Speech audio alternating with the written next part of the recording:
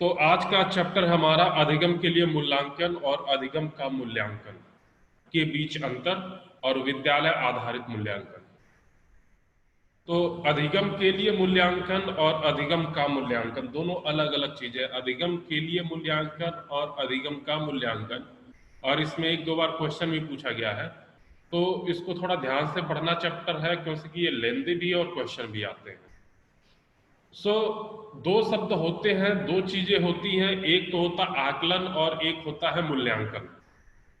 ठीक है, दो शब्द होते हैं। This one is a first, आकलन और मूल्यांकन। तो क्या आकलन है और क्या मूल्यांकन है, इसको हम देखते हैं कि मूल्यांकन का अर्थ, अगर इसको हम संधि विच्छेद करके समझे तो मूल्यांकन मतलब होता है मूल्य प्लस अंकन। ठीक है, तो मूल्यों का अंकन करना ही मूल्यांकन कहलाता है। वैसे दोनों मीन्स आकलन और मूल्यांकन दोनों का उद्देश्य छात्रों की अभिव्यक्ति क्षमता और अनुभूति का मापन करना है। लेकिन आकलन जो है वो एक संक्षिप्त प्रक्रिया है, जबकि मूल्यांकन जो है व्यापक प्रक्रिया है। दोनों में आगे और क्या क्या डिफरेंस है वो भी देखेंगे, लेकिन आकलन एक संक्षिप्त प्रक्रिया है और मूल्यांकन एक व्यापक प्रक्रिया है। मूल्यांकन किसी भी शैक्षिक कार्यक्रम के किसी भी पक्ष के विपक्ष में विषय में सूचना एकत्र करना, उसका संश्लेषण करना और व्याख्या करना। जैसे आपका मूल्यांकन होता है, तो आपका मूल्यांकन क्या होता है कि क्लास टेस्ट होते हैं 2, फिर सेमेस्टर का एग्जाम होता है, इंटरनल मिलता है, एक्सटर्नल मिलता है, दोनों मिलाकर के आपका रिजल्ट दिखाया जाता है। तो ये हुआ मूल्यांकन की एक व्यापक प्रक्रिया हुई, पूरी 6 महीने की प्रक्रिया हुई, और आपके शैक्षणिक सत्र में आपके विषय के पक्ष में विपक्ष में सूचना एकत्रित की जाती है, इंफॉर्मेशन गैदर किया जाता है कि आपको कितना आता है, और उसका संश्लेषण होता, मतलब इकट्ठा करना। संश्लेषण में इकट्ठा करना, तो जो आपसे इंफॉर्मेशन या सूचना मिलती है उसको इकट्ठा किया जाता है नंबर के फॉर्मेट में, और एट लास्ट में उस नंबर को व्याख्या किया जाता है, मतलब डिस्प्ले किया जाता है, शो किया जाता है मार्कशीट के फॉर्मेट में। तो ये हमारा मूल्यांकन है। आकलन क्या है वो भी देखते हैं कि मूल्यांकन और आकलन में डिफरेंस क्या है। तो पहले ये देख लीजिए कि मूल्यांकन है क्या। मूल्यांकन छात्र व्यवहार का परिणात्मक अध्ययन है और छात्र व्यवहार का गुणात्मक अध्ययन। परिणात्मक और गुणात्मक दोनों है, लेकिन उसके साथ मूल्य निर्धारण दोनों में जुट जाएगा। मतलब हम ये कह सकते हैं कि मूल्यांकन छात्र व्यवहार के परिणात्मक अध्ययन मापन प्लस मूल्य निर्धारण, और मूल्यांकन को छात्र व्यवहार का गुणात्मक अध्ययन प्लस मूल्य निर्धारण। तो दोनों तरीके से हम मूल्यांकन को डिफाइन कर सकते हैं, एक्सप्लेन कर सकते हैं।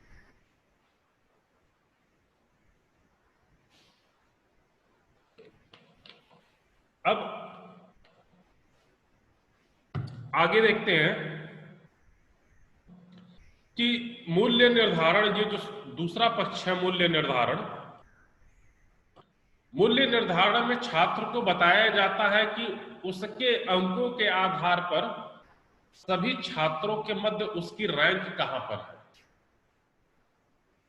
मतलब आकलन किया जाता है कि आपका रैंक कहां पे। अतः मूल्यांकन के अंतर्गत छात्र व्यवहार के परिणात्मक तथा गुणात्मक व्यवहार का अध्ययन एवं उसके मूल्य निर्धारण की प्रक्रिया ही मूल्यांकन कहलाती है। सो मूल्यांकन की होल डेफिनेशन क्या हो गई, इन दोनों सेंटेंस को आप कंबाइन कर दीजिए कि परिणात्मक तथा गुणात्मक व्यवहार का अध्ययन एवं उसके मूल्य निर्धारण की प्रक्रिया ही मूल्यांकन कहलाती है।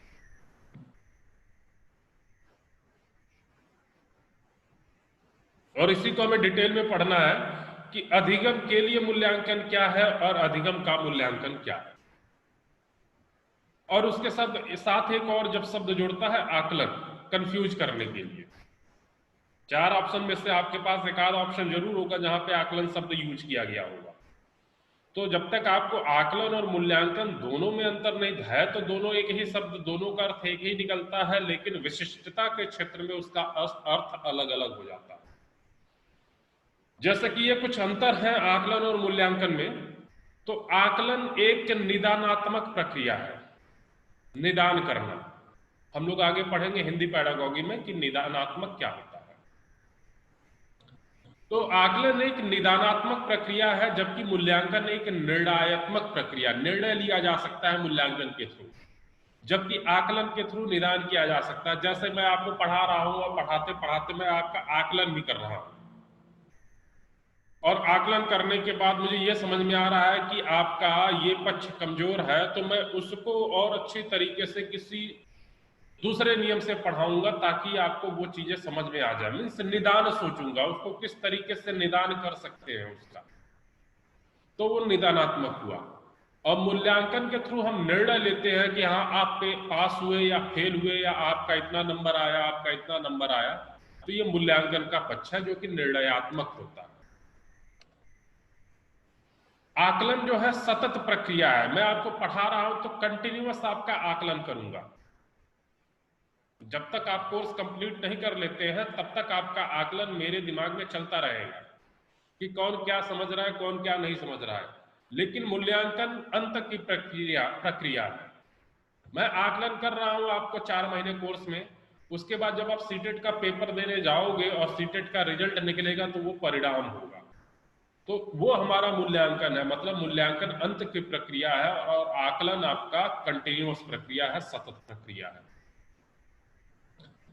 आकलन में शिक्षक एवं शिक्षार्थी दोनों ही प्रभावी भूमिका में होते हैं। शिक्षक, टीचर और स्टूडेंट दोनों एक्टिव मोड में होते हैं, प्रभावी भूमिका में होते हैं। लेकिन मूल्यांकन में केवल मूल्यांकन करता ही प्रभावित होता है। मूल्यांकन करता मीन्स मूल्यांकन करने वाला। मैं मूल्यांकन कर रहा हूं तो बस मुझसे ही प्रभावित होगा आपका मूल्यांकन। हो सकता है कि आप वाइवा दे रहे हैं, आपके सामने 2 टीचर है, आपका मूल्यांकन पहला वाला टीचर अच्छा कर रहा है, दूसरा वाला टीचर खराब कर रहा है। क्यों? क्यों कि मूल्यांकन करने वाले पे डिपेंड करता है कि वो आपका आकलन या आपका मूल्यांकन, आकलन नहीं सॉरी, मूल्यांकन किस तरीके से कर रहा है। अगला है कि आकलन निरपेक्ष होता है जबकि मूल्यांकन सापेक्ष होता है। निरपेक्ष मतलब कि बिना किसी पक्ष के, और सापेक्ष मतलब किसी पक्ष के साथ। मैं आपको पहले ही बताया था, आप प्राइमरी लेवल पे जाएंगे, पेपर देंगे सीटेट का, तो प्राइमरी लेवल के सापेक्ष आप क्वेश्चन को सोचिएगा। अपर प्राइमरी में जाते हैं तो अपर प्राइमरी के सापेक्ष आप क्वेश्चन को सोचिएगा। और जबकि आकलन में निरपेक्ष है, आकलन में आपको दोनों तरीके का पढ़ाया जाएगा, प्राइमरी के भी और अपर प्राइमरी के भी। तो आकलन किसी के बिना निरपेक्ष है और मूल्यांकन सापेक्ष है। अगला है आकलन प्रक्रिया आधारित है, मीन्स प्रोसेस ओरिएंटेड। आकलन जो है एक प्रक्रिया है, उस पर आधारित है कि जैसे जैसे मैं आपको पढ़ाता जा रहा हूं वैसे वैसे आप पढ़ते जाइए। और मूल्यांकन उत्पाद आधारित है, मतलब प्रोडक्टिव। आप कितना बढ़िया पेपर देते हैं, कितने अच्छे मार्क्स लेकर के आते हैं, तो जो अच्छा मार्क्स है वही आपका प्रोडक्ट है, उसी पे आपका फ्यूचर डिपेंड करेगा, चाहे आप किसी भी तरीके से लेकर के आइए। तो आकलन प्रक्रिया आधारित है, स्टेप बाय स्टेप, जबकि मूल्यांकन उत्पाद आधारित है, मतलब प्रोडक्टिव डिपेंडेंट है। अगला है आकलन सुधारात्मक सुझाव पृष्ठ पोषण प्रदान करता है, जबकि मूल्यांकन केवल आउटपुट के बारे में बताता है। तो आकलन सुधार करने के लिए किया जाता है। मैं आपका आकलन कर रहा हूं तो आपको कंटिन्यूअस आपके सुधार के बारे में बताऊंगा, लेकिन जब आपका मूल्यांकन होगा तो वहां पे कोई आपके बारे में नहीं बताएगा, नहीं आप गलत बता रहे हैं, नहीं आप सही बता रहे हैं, बस आपको सुनता जाएगा, यस यस यस यस करता जाएगा। और आपने जो बताया है उसी के आधार पे आपका आउटपुट डिसाइड। लेकिन अगर मैं आपका आकलन कर रहा हूं तो आपकी गलतियों को, आपकी अच्छाइयों को मैं साथ साथ में बताता चलूंगा। तो की पॉइंट ये समझिए कि आकलन जो है आपका, जब क्लास में पढ़ रहे हैं तो टीचर आपका आकलन कर रहा है, और जब आप एग्जाम दे रहे हैं तो टीचर आपका मूल्यांकन कर रहा है। दिस वन इज अ की पॉइंट। ये दोनों में डिफरेंस है। आप पेपर दे रहे हैं, पेपर देने के बाद जो आपका रिजल्ट आ रहा है वो मूल्यांकन की प्रक्रिया है। लेकिन आप जो 4-5 महीने स्टडी करते हैं, टीचर आपको पढ़ाता है, वो आकलन प्रोसेस, आकलन प्रक्रिया। तो ये थे हमारे आकलन और मूल्यांकन में अंतर।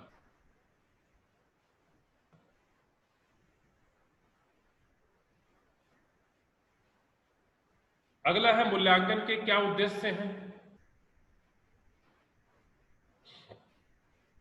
तो मूल्यांकन का उद्देश्य है कि बच्चों में व्यवहार एवं आचरण परिवर्तन की जांच करना।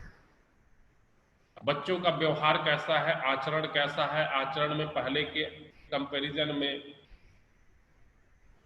जब वो क्लास 1 से क्लास 2 में गया तो क्लास 1 में उसके क्या आचरण थे, क्लास 2 में क्या आचरण होंगे, क्या व्यवहार होंगे, उसमें कुछ परिवर्तन हुआ कि नहीं हुआ। तो इसकी जांच ही मूल्यांकन प्रोसेस से होती है। यह जांच जो होती है वो बच्चों की कुशलताओं, योग्यताओं, शिक्षण अधिगम आदि को कितना ग्रहण किया हुआ है इसको बताता है। अब कितना ग्रहण किया हुआ है या तो परसेंटेज सिस्टम से बताएगा या ग्रेड सिस्टम से बताएगा।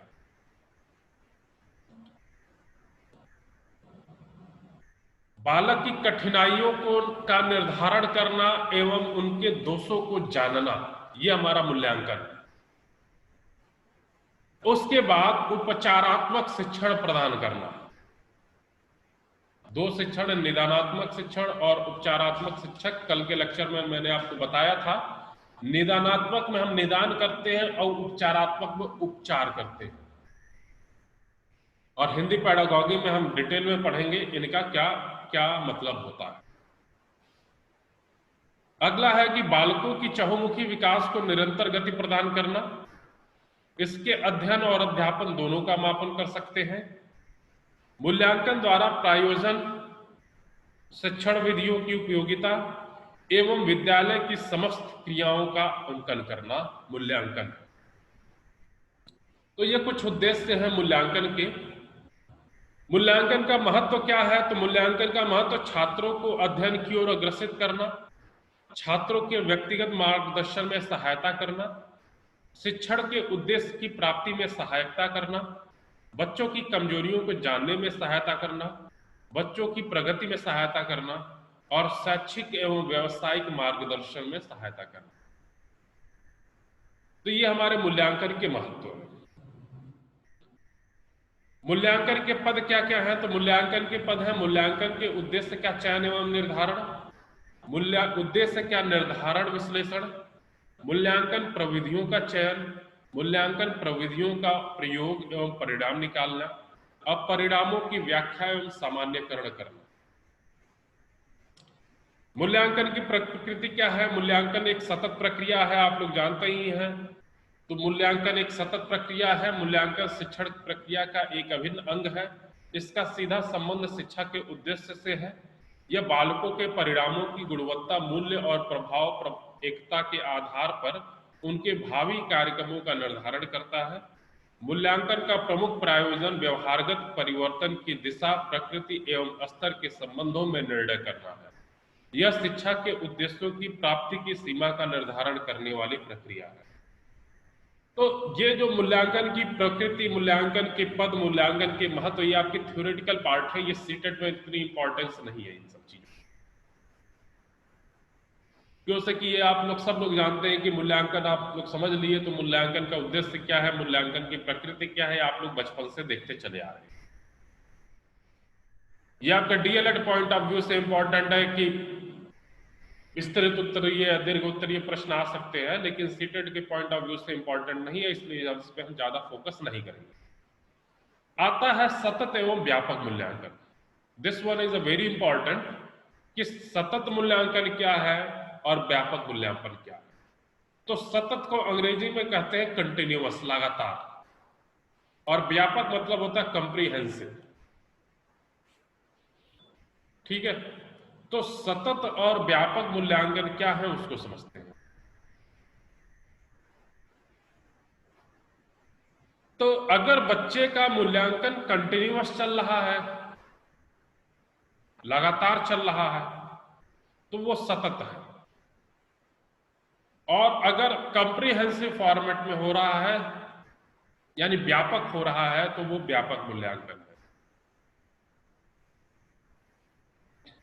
एक बार और इसको डिटेल में पढ़ेंगे कि व्यापक का मतलब क्या है।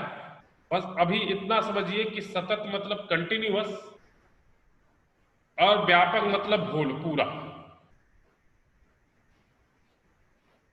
सतत मतलब step by step, continuous order में, और पूरा जब साल बीत जाएगा तब आपका जो मूल्यांकन होगा वो व्यापक मूल्यांकन होगा, पूरे साल का जो लास्ट में आप पेपर देंगे। और कंटिन्यूअस आपके मिड टर्म एग्जाम जो होते रहते हैं वो हमारे सतत कंटिन्यूअस मूल्यांकन है। जो आपका एंड सेमेस्टर एग्जामिनेशन होगा, मतलब जो आपका यूनिवर्सिटी का पेपर होगा, वो व्यापक मूल्यांकन। तो एनसीईआरटी के अनुसार क्या है सतत एवं व्यापक मूल्यांकन? तो एनसीईआरटी के अनुसार सतत एवं व्यापक मूल्यांकन में यह तथ्य सम्मिलित होने चाहिए। कौन कौन से तथ्य हैं? पहला, निर्धारित शैक्षिक उद्देश्यों की प्राप्ति किस सीमा तक हो रही है। मतलब जो शिक्षण हम अपना रहे हैं, जो शिक्षण प्रक्रिया हम अपना रहे हैं और निर्धारित कर रहे हैं कि क्लास 1 का बच्चा इतना सीख जाए, क्लास 2 का बच्चा इतना सीख जाए, तो सीटेट कहता है, अब एनसीईआरटी कह रहा है तो मतलब सीटेट कह रहा है, क्योंकि कि सीटेट पूरा एनसीईआरटी को ही फॉलो करता है। तो एनसीईआरटी कहता है कि निर्धारित शैक्षिक उद्देश्य की प्राप्ति किस लेवल तक हो रही है। देखो, हम इसी में आगे पढ़ेंगे, उस चीज को मैं थोड़ा आपको बता दे रहा हूं कि आजकल आप लोग देखे होंगे कि आउटकम बेस्ड एजुकेशन का प्रचलन बहुत तेजी से हो रहा है। और प्राथमिक विद्यालय में भी अपने यूपी गवर्नमेंट में कक्षा 5 के बच्चों का पिछले 2 सालों से आउटकम बेस्ड मूल्यांकन हो रहा है, या outcome based education system apply किया जा रहा है। तो दो चीजें होती हैं। पहली चीज ये होती है कि कोई भी पाठ्यक्रम की डिजाइनिंग जब होती है या सिलेबस जब डिजाइन किया जाता है, तो उसमें सबसे पहले होता कि what is the objective of the syllabus. मतलब इस पाठ्यक्रम को पढ़ाने का उद्देश्य क्या है, ऑब्जेक्टिव क्या है। और दूसरी चीज ये है कि जब बच्चा ये पढ़ लेगा, then what will be the outcome. उद्देश्य क्या है? तो उद्देश्य 4-5 पॉइंट होते हैं। उसके बाद बच्चा उस पाठ्यक्रम को पढ़ लिया तो लर्निंग आउटकम क्या निकला, वो भी 4-5 पॉइंट होते हैं। तो इसी लर्निंग आउटकम के बेस पे ही ये डिसाइड होता है कि एजुकेशन सिस्टम कितना सक्सेस हुआ, एजुकेशन सिस्टम कितना सक्सेस हुआ। और यही पूरी प्रक्रिया हमारी ब्लूम्स टैक्सोनॉमी है। तो ब्लूम्स टैक्सोनॉमी आप लोगों ने पढ़ा भी होगा पिछले सेमेस्टर में, या फिर अब पढ़ोगे, लेकिन आपके सिलेबस में कहीं ना कहीं होगा कि ब्लूम टैक्सोनॉमी क्या है। तो ब्लूम टैक्सोनॉमी के टोटल 6 पक्ष हैं, 6 स्टेप। और आजकल नया ट्रेंड है रिवर्स ब्लूम टैक्सोनॉमी। मतलब ब्लूम टैक्सोनॉमी में जो 5th और 6th स्टेप थे, रिवर्स ब्लूम टैक्सोनॉमी में 5th को 6th कर दिया गया और 6ठे को 5वां स्टेप माना गया। ये हम आगे पढ़ेंगे। तो ब्लूम टैक्सोनॉमी भी इंपॉर्टेंट है। तो उसी के आधार पे ये है कि एनसीईआरटी कहता है कि शैक्षिक उद्देश्यों की प्राप्ति किस सीमा तक हो रही है, मीन्स हमारा आउटकम किस लेवल तक आ रहा है। दूसरा कि कक्षा में प्रदान किए गए अधिगम अनुभव कितने प्रभावशाली रहे, मीन्स जो अधिगम अनुभव हो रहा है वो कितना प्रभावशाली है। अगर हमारा लर्निंग आउटकम बढ़िया आया तो मतलब प्रभावशाली है, और अगर लर्निंग आउटकम बेकार आया मतलब प्रभावशाली नहीं है। तो दूसरा यही है कि कक्षा में जो अधिगम प्रदान किया गया, मतलब जो शिक्षण प्रक्रिया अपनाई गई जिससे बच्चा सीखा, वो कितना प्रभावशाली है। और तीसरा यह है कि व्यवहार परिवर्तन की प्रक्रिया कितने अच्छे ढंग से पूर्ण हो रही है। देखिए, एजुकेशन का मात्र एक मेन मोटिव यह है कि आपके अपने व्यवहार में सकारात्मक परिवर्तन लेकर के आना। हम लोग गलत धारणा रखते हैं कि अच्छी पढ़ाई कर लेंगे तो अच्छी नौकरी मिल जाएगी और हम बड़े आदमी बन जाएंगे। गलत बात है ये। शिक्षा का एकमात्र उद्देश्य है कि शिक्षार्थियों के चरित्र में धनात्मक परिवर्तन लेकर के आना। वह शिक्षा किसी भी काम की नहीं है जिसमें व्यक्ति समाज के प्रति बुरा व्यवहार करे। समाज में व्यक्ति को आदर्श बनाना ही शिक्षण कार्यक्रम या शिक्षण प्रक्रिया का कार्य। तो तीसरा यही है कि एट लास्ट हमने जो कुछ भी पढ़ाया वो किसी भी शिक्षार्थी के जीवन में कितना व्यवहार, शिक्षार्थी के जीवन के व्यवहार में कितना परिवर्तन लेकर के आ रहा है और कितने अच्छे ढंग से लेकर के आ रहा है। तो एनसीईआरटी ने सतत और व्यापक मूल्यांकन में ये तथ्य शामिल किए, और यही सारी चीज हमारी ब्लूम टैक्सोनॉमी भी कहती है। और शिक्षा का एकमात्र उद्देश्य कि बच्चों के व्यवहार में सकारात्मक परिवर्तन लेकर के आना।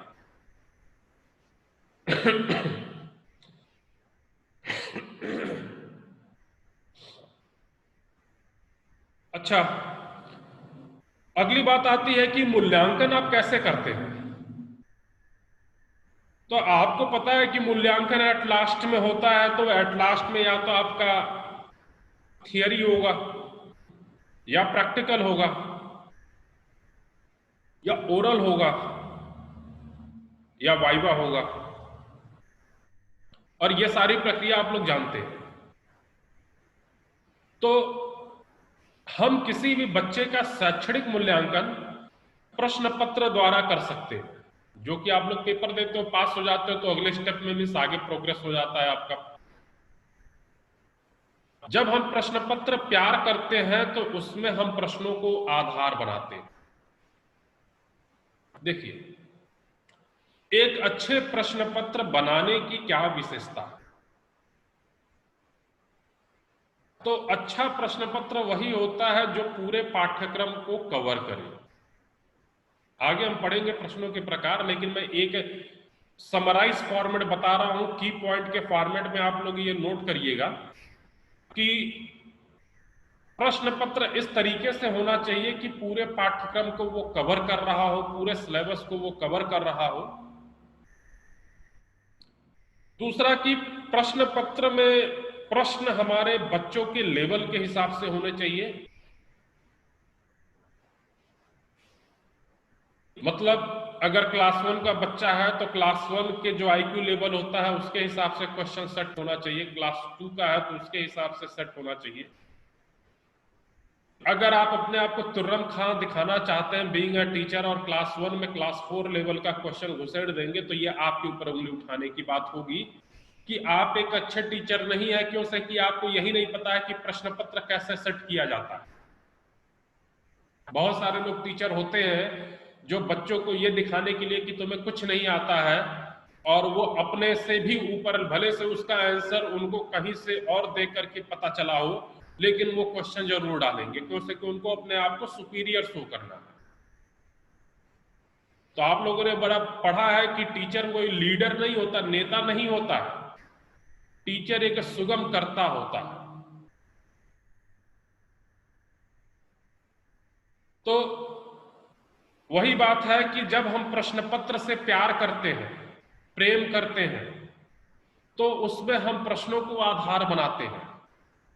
और उन्हीं आधार पर हम अपने बच्चों को या हम अपने बच्चों का आकलन करते हैं। नेक्स्ट है कि प्रश्नों के प्रकार। जो हम प्रश्न पत्र में प्रश्न डालते हैं तो वो प्रश्नों के प्रकार कैसे होते हैं, टाइप ऑफ क्वेश्चन। तो पहला है कि मुक्त अंत वाले और दूसरा है बंद अंत वाले। तो बंद अंत वाले अभिसारी, मुक्त अंत वाले अपसारी। चिंतन प्रक्रिया का पार्ट अगर जोड़ा जाए तो मुक्त अंत वाला अपसारी चिंतन और बंद अंत वाला अभिसारी चिंतन। अब आप लोग डीएलएड का भी पेपर देने जाते हो तो यहां पे भी ये दोनों टाइप होता है कि बंद अंत वाले और मुक्त अंत वाले प्रश्न। जैसे कि मुक्त अंत की बात कर ली जाए तो आपके पेपर में दीर्घ उत्तरीय और लघु उत्तरीय प्रश्न होते हैं। मतलब जिसको आप अपने विचारों को, आप अपने भावनाओं को प्रकट करते हैं बिना किसी दायरे में बंधे हुए, तो वो हमारा मुक्त अंत कहलाता है। लेकिन अगर बंद अंत की बात कर ली जाए तो बंद अंत हमारे इस तरीके से होते हैं जिसमें हमें अपने अभिव्यक्ति की आजादी नहीं होती, अपने विचारों की स्वतंत्रता की आजादी नहीं होती है। हमसे केवल सटीक आंसर मांगा जाता है, जैसे कि प्रथम विश्व युद्ध कब हुआ, भारत को आजादी कब मिली थी, यह किसका कथन है, इस पुस्तक के रचयिता कौन है। ये हमारा बंद अंत वाला है। मतलब इसका एक ही उत्तर हो सकता है।